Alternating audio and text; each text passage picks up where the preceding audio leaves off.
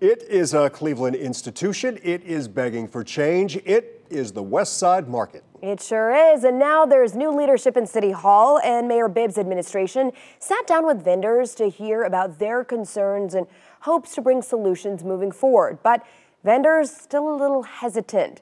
News 5's Nadine Aboushada has all the details.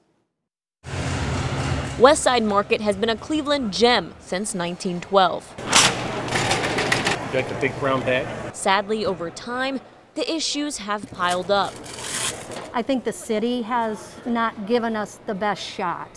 From infrastructure to electrical security and so on. Very hard.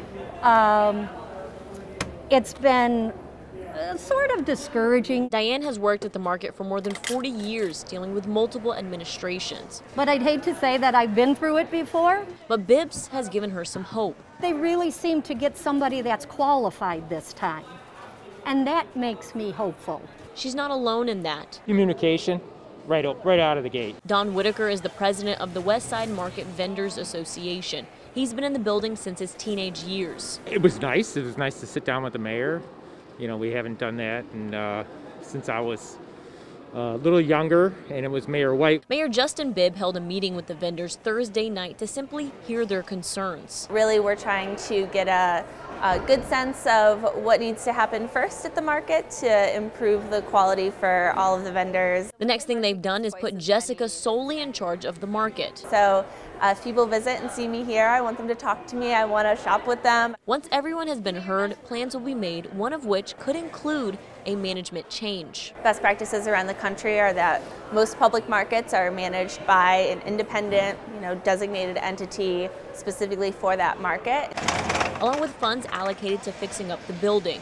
All things the vendors would love, but they would rather see actions more than words. We all know that it's not going to happen overnight, but we really did stress that it needs to happen before the year's out, because we feel that we're on our last limb. So their beloved market can come alive once again. I just want to see that these aisles are filled with people. I want people to be happy with their food. Reporting in Cleveland, Nadine Aboushada, News 5. The vendors at Cleveland's beloved West Side Market are hungry for change. In 2019, Kate's Fish raised concerns about a worker getting shocked by defective wires. Then in August of last year, an electrical short in a piece of equipment caused a fire in the market's basement. That fire damaged or destroyed several other pieces of equipment, as well as the coolers owned by Jim's Meats, a longtime vendor. Vendors say that fire happened in the same area that had substantial water leaks in the ceiling just weeks prior.